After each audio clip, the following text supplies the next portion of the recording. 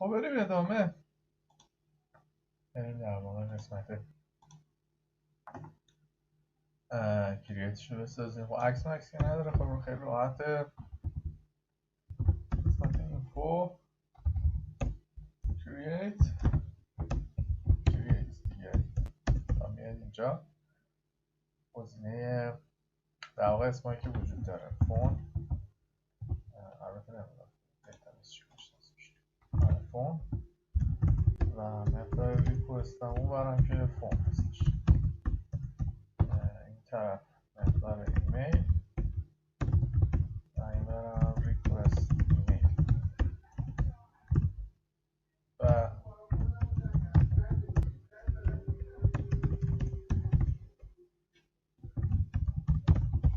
hours و session فلش مقدار کریت و این هم مقدار successful دیتا بود. در نتیجه هم ریترن بک. تمام. ببینیم اوکی هست یا خیر. اگه مشکل داشته باشه که برگردیم. خب دیتا رو اون داد و اینجا هم باید دیتا اضافه شده باشه که شده. من یه دونه میخوام دیتا داشته باشم. اگه چند تا میخواد داشته باشه در نهایت ما میخوایم اینجا آخرین مقدار رو قرار بدیم و طرف مقابل آموزش بده که اشتباه رو نکنه. خب توی ایندکس مقدار همون گزینه اینفو رو میگیریم و اینفورمیشن آل و کانتکت مقدار اینفو رو بهش پاس بده. اینفو رو بهش پاس میدین و توی ایندکس خیلی راحت دیگه میاد اینا رو از حالت رو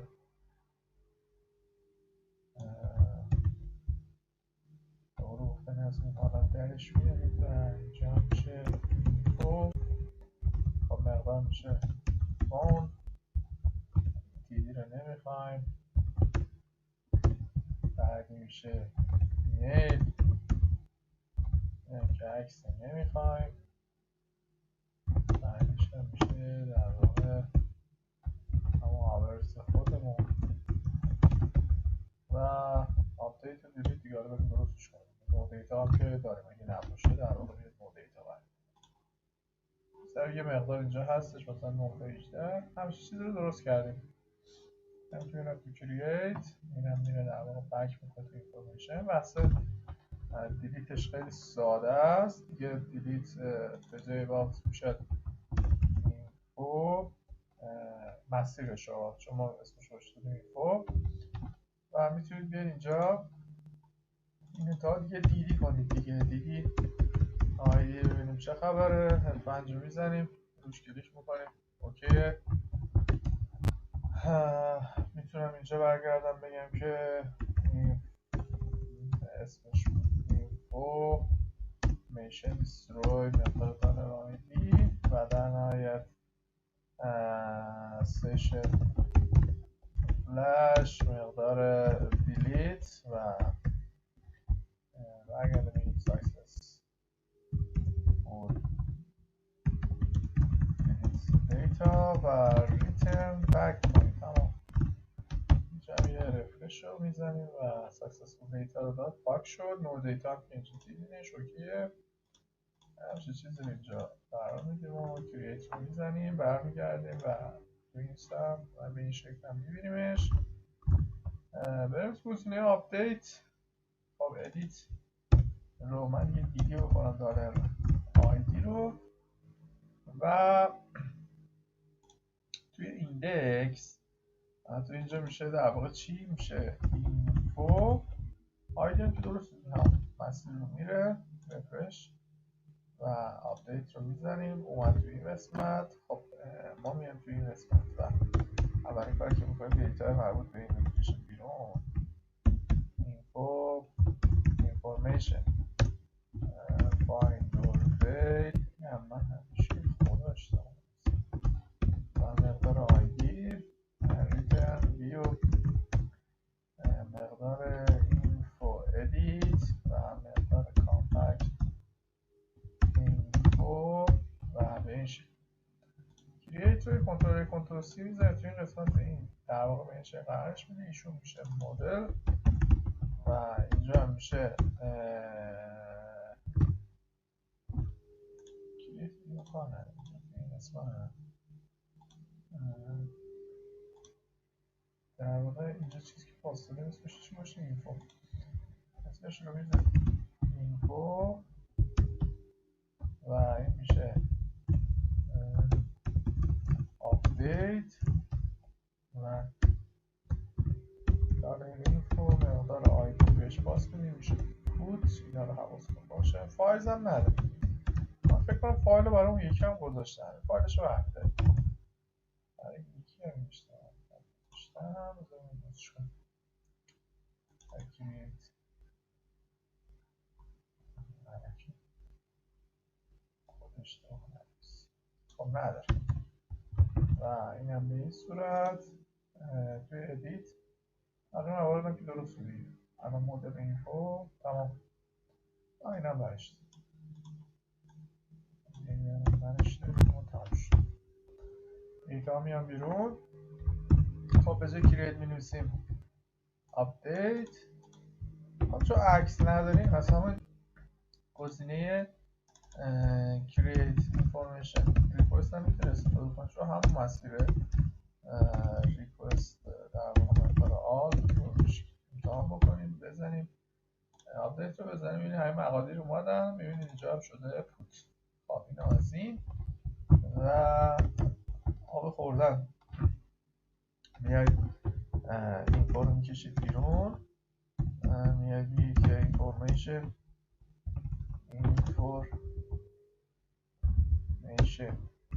find or fail کن با مقدار آیدی و در نهایت مقدار آپدیت رو به این صورت میایم اینجا و فون ریکوست فون ایمیل و ریکوست ایمیل و در نهایت در هم آورس و در ریکوست آورس سیشن فلش آپدیت و successful update data توتال می‌ذاشتیم و اینا دیگه redirect route گزینه info index تمام. اینجا فایل می‌زنید و به این شکل قرار گرفت. حالا من مثلا این 18 رو می‌کنم 18 و 30 یا علیش هم اوکی میشه. این اعمال میشه به این شکل اومد اوکی شد. خب این هم از این. بریم رو صفحه اعمالش بکنیم. خب 3 تا صفحه داریم. بریم روی 3 تا صفحه اعمالش بکنیم و تمامش بکنیم. دیگه ما کاری نداریم که دیتا تمام شد. میاد میرید توی فرانتتون توی ایندکس اگه اشتباه نکنم اینا من یه اینفو داشتم اینجا.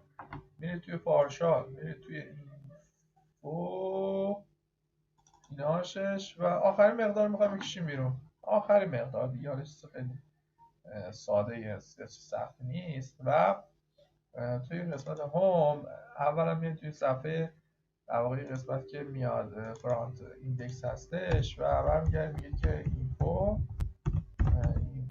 مقدار اینفورمیشن اوردر بای مقدار آیدی و مقدار سریعی بلدی دیگه من تکرار تیکه یه دونه رو اسکیپ اول رو مقدار رو گت میکنید یا میتونستید بیاید فرستش بکنید چون اگه گت میکنید مقدار رو وقتی گت میکنید باید صورت فوریچ استفاده کنید. از فرست استفاده کنید فوریچ استفاده نکنید. اینا رو توضیح دادم اینا رو خودتون میدونید. اوایل فیلم کامل روش صحبت کردیم. مقدار اینفو رو بهش پاس میدید. میاد تو اینجا ایشون میشه در واقع تو این ایندکسه. من میام اینجا اسمش رو پاس میدم.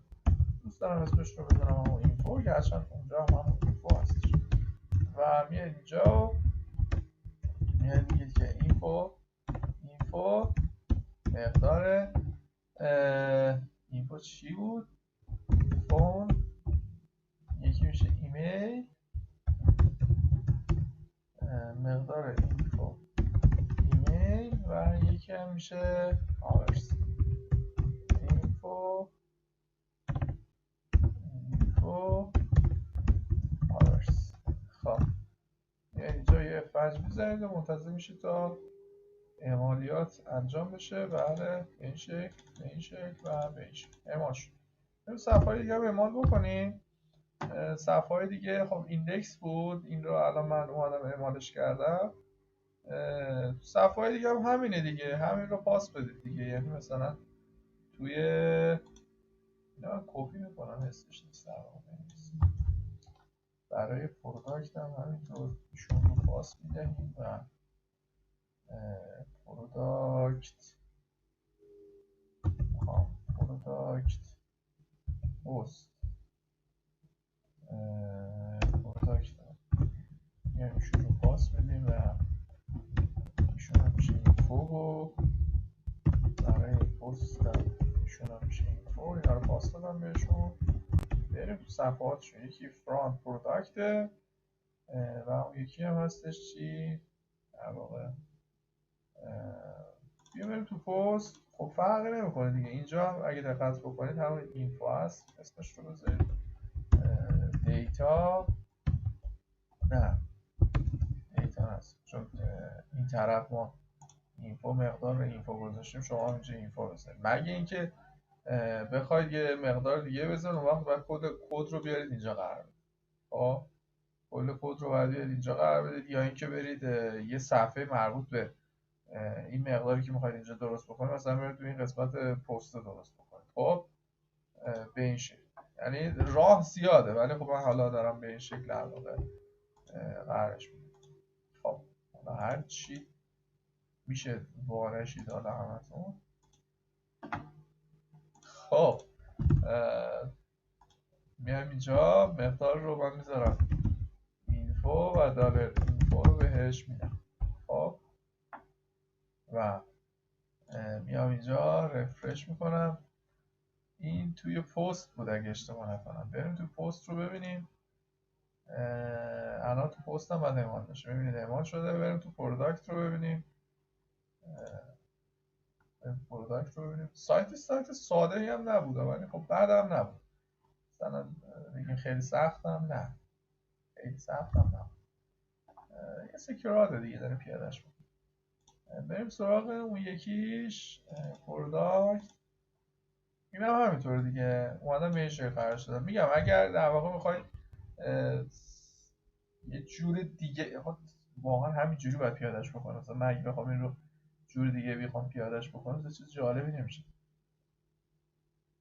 میشد مثلا فوتر رو جدا کنیم، مثلا این قسمت فوتر بذاریم، مثلا فوتر رو میذاشتیم اینجا، بعد اینفو مثلا مقادیر دیگه تو اون فوتر اضافه میکنیم. اینجا مثلا ادرس فوتر آخر سر کار میکنم. بذار هر ستاشو درست بکنم. هر ستاش که درست کنم آخر سر میام رو تمیزش میکنم که تمیز بشه. اینجا مثلا این کد رو قرار نگیره. اینا دیگه باشه به عنوان ترفند دیگه، باشه به عنوان آخر سر.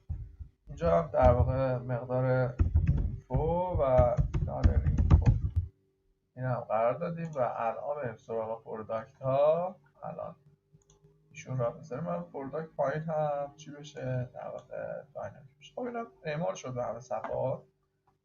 این دوتای دیگر هم درست بکنیم انشاءالله. بحث این رو هم حلش میکنیم، تمامش میکنیم و بعد میمونه کانتکت و بعد سایت میره بالا دیگه، تمام میشه.